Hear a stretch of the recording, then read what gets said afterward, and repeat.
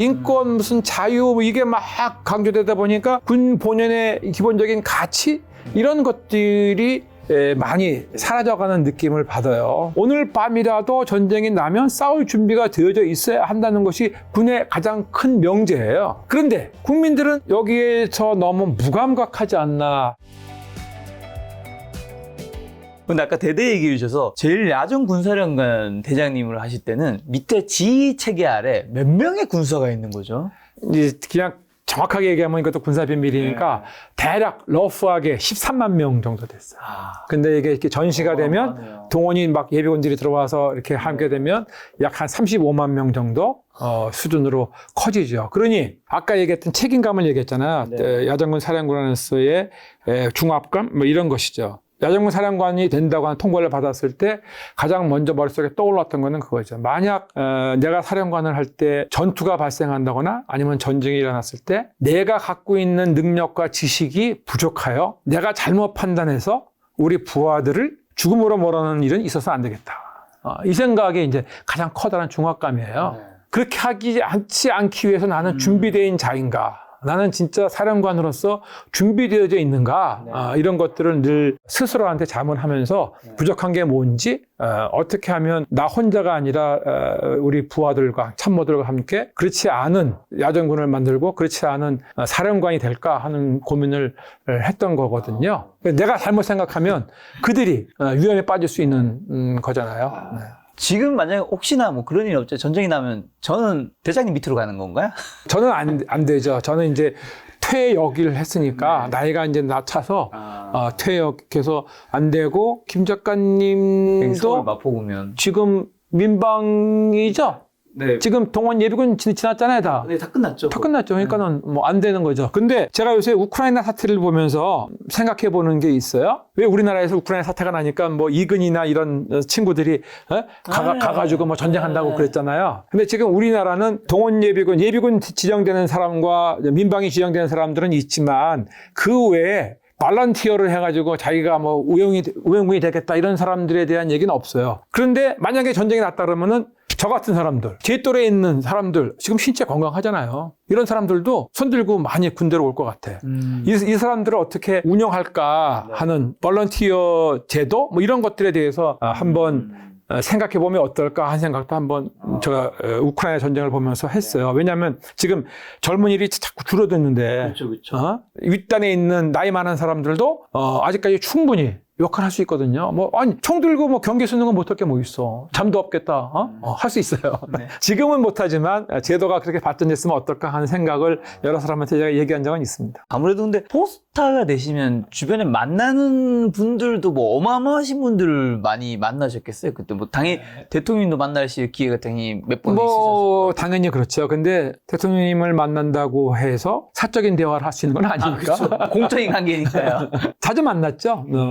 특히 이제 박근혜 대통령님 같은 경우는 여러 가지 이제 행사를 하게 되면 큰 행사가 있잖아요. 진급 신고도 있을 뿐만 아니라 국군의 나라 행사, 그 다음에 이제 통합방위 중앙회의라고 그래가지고 1.2 사태 때문에 이제 생겼던 것이 있어요. 대통령 주재하에 지자체장들하고 시설장들, 군인들, 뭐 경찰 이런 사람들이 수뇌부가 모여서 통합방위, 그러니까는 민간군이 함께하는 방위를 어떻게 체제를 만들 것이냐 뭐 이런 회의를 할 때도 있고 하니까 그때 이제 발표도 하고 보고도 하고 하니까 대통령님을 뵐 때는 뭐 있죠. 사적인 얘기는 못 하더라도 대통령님을 국가 통수권자로서 저희들이 이제 보필해야 할 또 책무가 있으니까. 장군님께서 군수행하면서 가장 좀 영향을 많이 받은 사람은 누구이고 좀 어떤 영향을 받으셨고 그리고 장군님은 또 다른 장병들에게 어떤 영향을 좀 주었다고 생각하세요? 상당히 조심스러운 질문이네요. 왜냐하면 저한테 영향을 준 사람들이 아직 다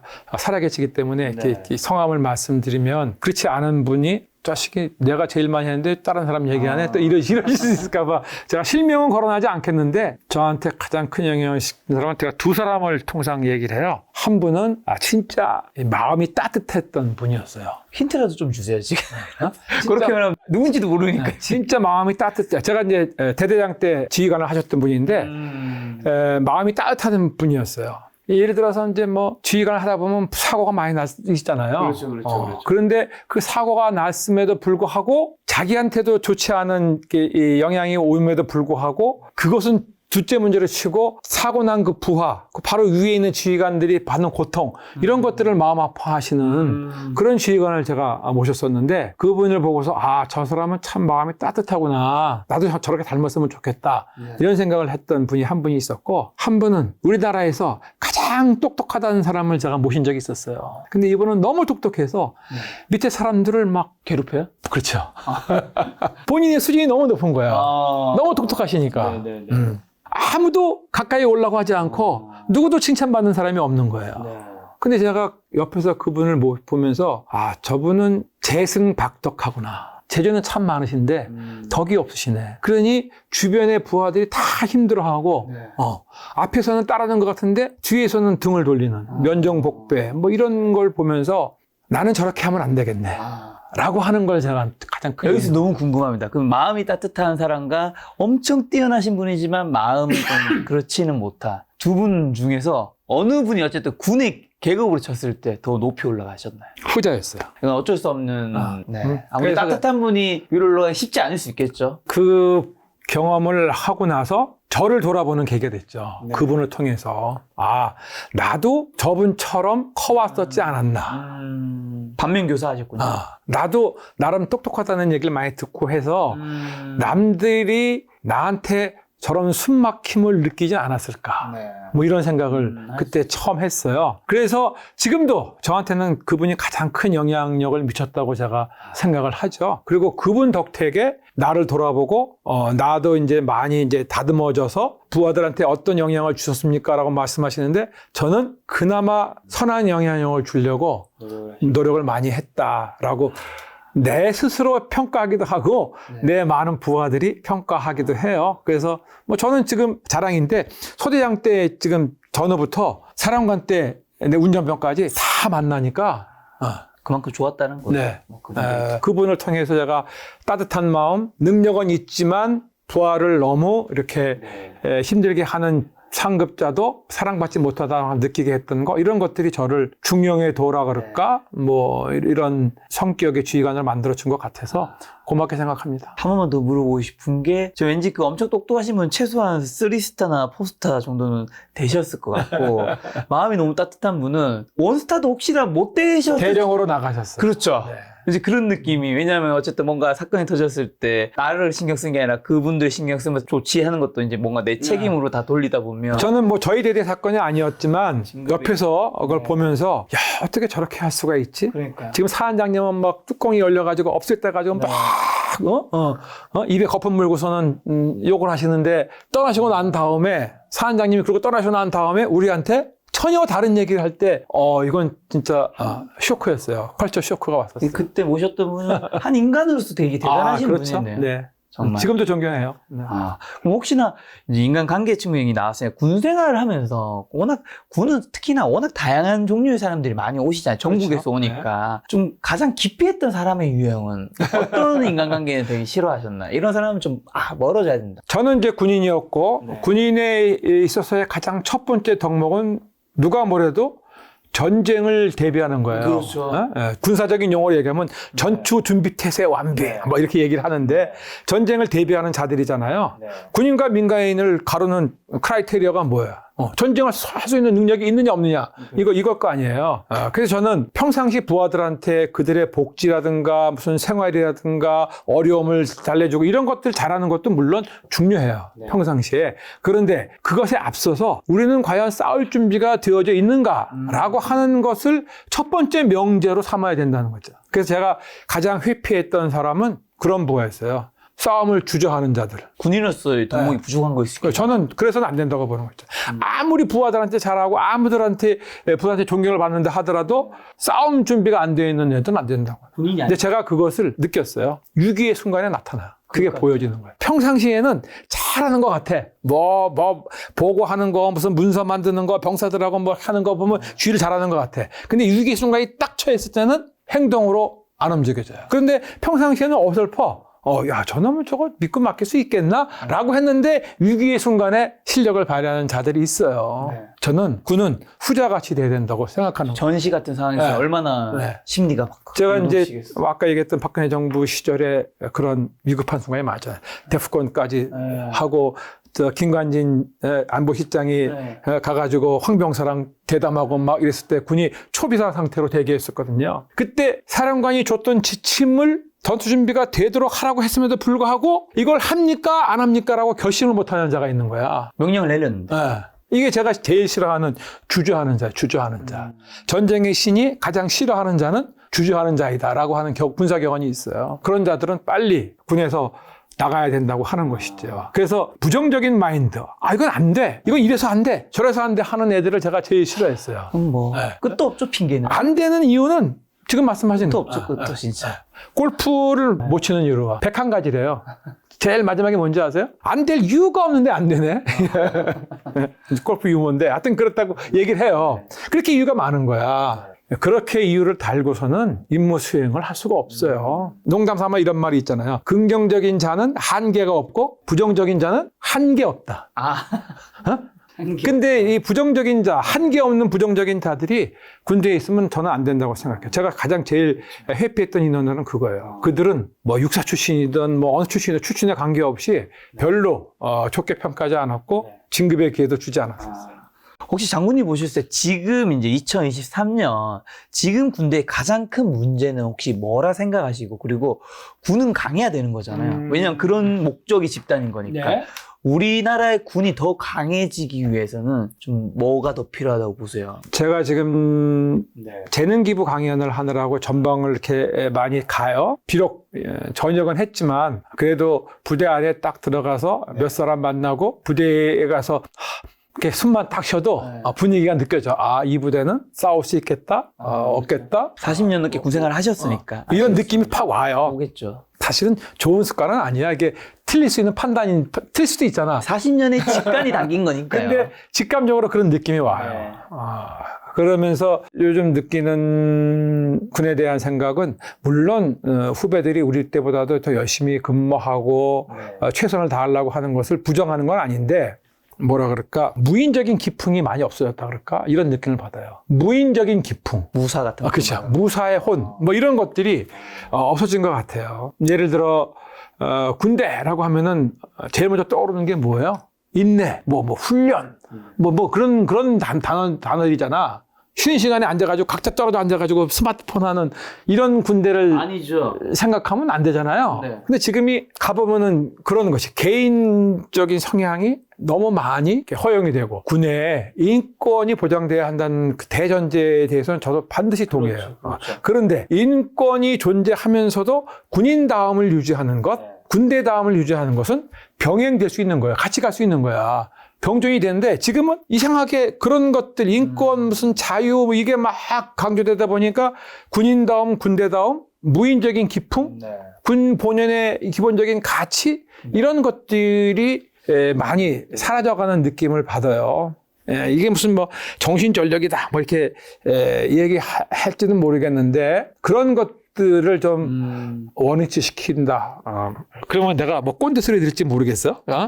근데 군 본연의 군이 역사적으로 가지고 있고 앞으로도 가지고 있어야 될 그런 근본적인 가치 이것을 좀 잃지 않았으면 좋겠다라고 하는 것이죠. 그게 쉽게 얘기해서는 지휘권이에요. 지휘권이라고 하는 말은 지휘관이 갖고 있는 권한, 어서리티를 가지고 이걸 하자라고 하면 부하들과 함께 같이 갈 수 있는 것들인데 하자 하면은 제가요 지금요 뭐 이렇게 해서는 안 된다는 것이죠. 근데 그게 사실은 전시에서는 굉장한 문제가 되는 거잖아요. 그렇게 전시에 작동을 할까봐 걱정스러운 거죠. 지금 우리 군이 가장 큰 문제는 너무 디지털화 돼 있다고 하는 것에서 좀 벗어나서 조금은 아날로그화 되는 군 본연의 모습에 좀 더 좀 가까이 갔으면 좋겠다 하는 느낌을 갖습니다. 군인이라는 직업은 가족에게는 좀 어떻다고 보세요? 제가 이사도 엄청 많이 다니신 걸로 알고 제가 뭐 그냥 대충 셌더니 한 34번 정도 했다고 장군의 전역사에다가 썼는데 사실은 더 했죠. 뭐 그거보다 이제 작게 하는 이사,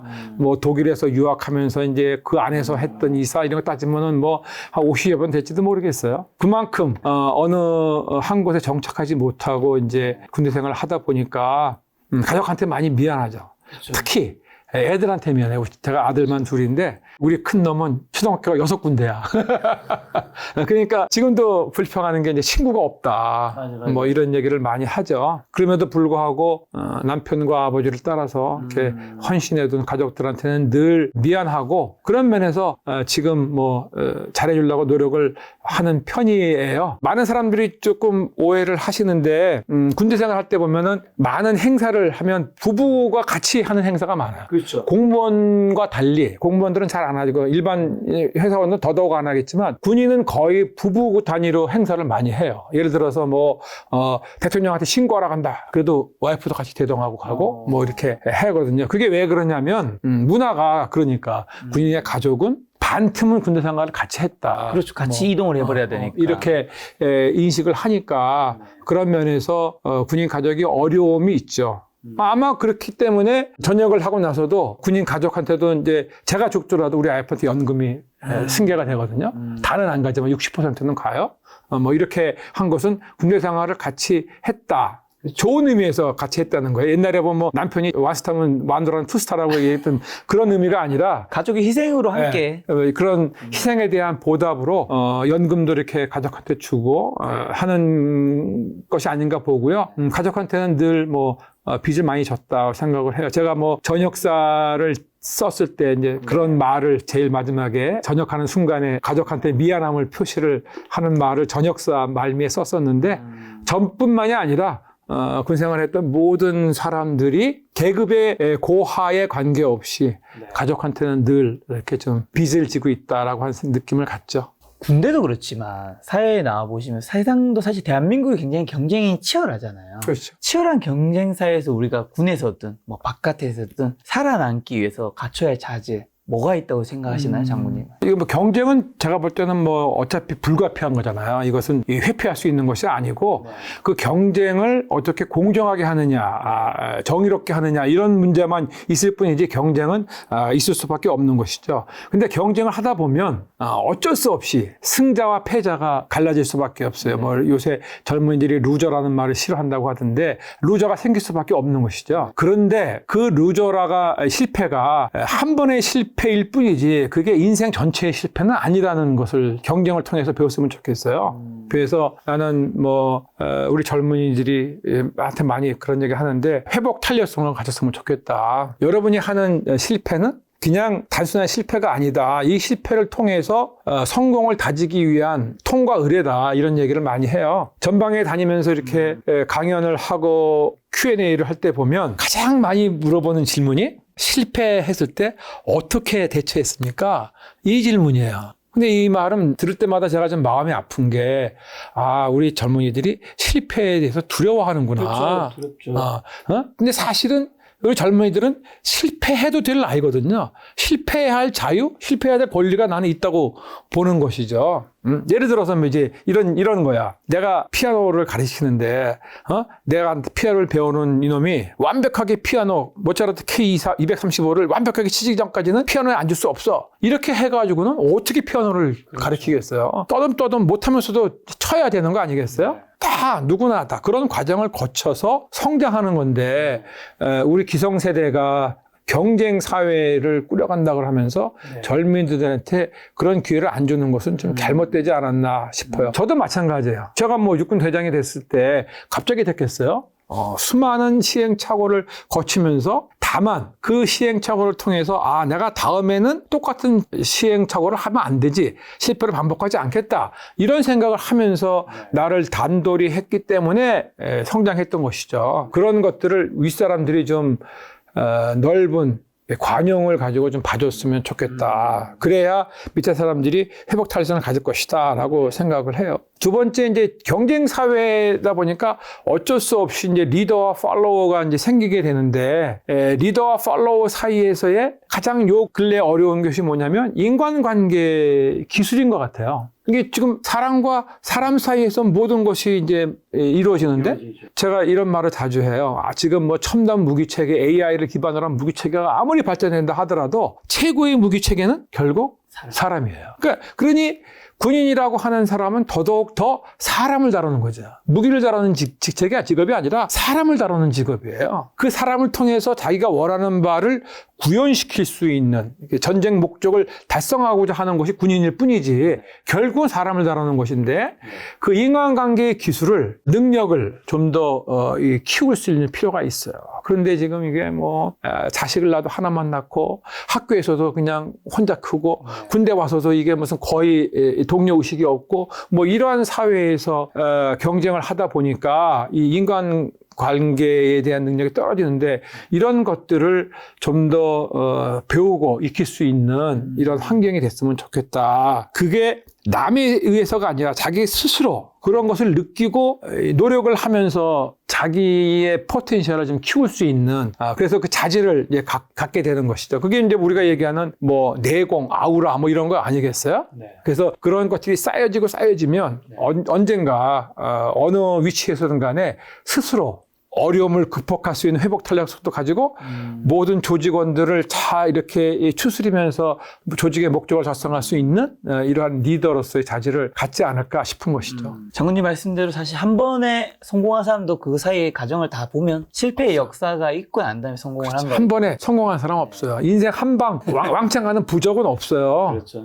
우리 그런 거 많이 따지는데 그런 부적 갖고 성공한 사람 있으면 들어봐요. 없어요. 네. 무슨 머스크는 안 그렇고 지금 에디슨은 안 그렇겠어요? 다 실패를 했죠. 그 실패 없이 어떻게 성공이 될 수 있어요? 자, 사실 지금처럼 미국과 이제 중국이 굉장히 서로 팽팽한 긴장감이 있고, 그다음에 러시아나 우크라이나 이런 전쟁도 좀 아직까지 계속 끝나지 않다 보니까 한국 사람들도 요즘에는 이제 뭔가 전쟁이라든가 안보에 대한 이제 걱정을 조금씩 많이 하고 있으신 것 같은데 마지막으로 이제 군인과 안보에 관해서 시청자분들에게 꼭 하시고 싶은 말씀이 있다면요. 제가 이제 어떤 인터뷰에서 그 얘기를 했어요. 네. 우리나라는 오늘 밤이라도 전쟁이 나도 전혀 이상하지 않은 나라다. 지금 한반도를 둘러싸고 있는 이게 체제가 지금 정전 체제잖아요. 정전 체제. 정전이라는 것이 뭐예요? 양 쌍방 간의 합의를 통해서 전쟁을 잠시 정지시켜 놓은 거예요. 네. 정지시켜 놓은 거예요. 이게 지금 평화체제가 아니잖아. 평화체제를 안 넘어갔잖아요. 네. 문재인 정부에서 이것을 종전 선언을 하고 평화체제로 넘기려고 노력을 했지만 북한의 생각이 그게 아니기 때문에 이게 평화체제로 넘어가지 않은 상태에서 지금은 정전체제예요. 그래서 화이트 투나잇, 군은 오늘 밤이라도 전쟁이 나면 싸울 준비가 되어져 있어야 한다는 것이 군의 가장 큰 명제예요. 그런데 국민들은 여기에서 너무 무감각하지 않나 싶은 것이 제 걱정입니다. 제가 국민들한테 전쟁 나니까 전쟁 준비합시다 이렇게 협박하는 게 아니고요. 전쟁을 가장 철학적으로 풀었던 사람이 프로이센, 프러시아의 칼 폰 클라우제비츠라는 사람이잖아요. 네. 이 사람이 전쟁을 뭐라고 얘기했냐면 전쟁은 폭력적 수단이라는 것을 사용한 정치의 연속이다. 이렇게 정의를 했단 말이죠. 무력이라는 것을 사용한 정치의 연속이야. 네. 따라서 전쟁은 군인이 하는 게 아니라는 거예요. 그러면서 전쟁을 하려면 삼위일체가 합치를 해야 된다라고 전쟁론이라는 책에서 얘기를 해서 철학적인 얘기를 했어요. 그것이 뭐냐면 정부, 정치적 의도를 가지고 있는 정부 하나, 그 다음에 군대, 무력을 갖고 있는 군대, 가장 중요한 건 국민. 이 세 개가 삼위일체가 됐을 때야만 그 나라가 전쟁을 할 수 있다. 안보가 달성된다. 이렇게 봤던 거거든요. 그런데 군대는 제가 아까 말씀드렸다시피 준비가 되어져 있고 준비하려고 항상 노력을 합니다.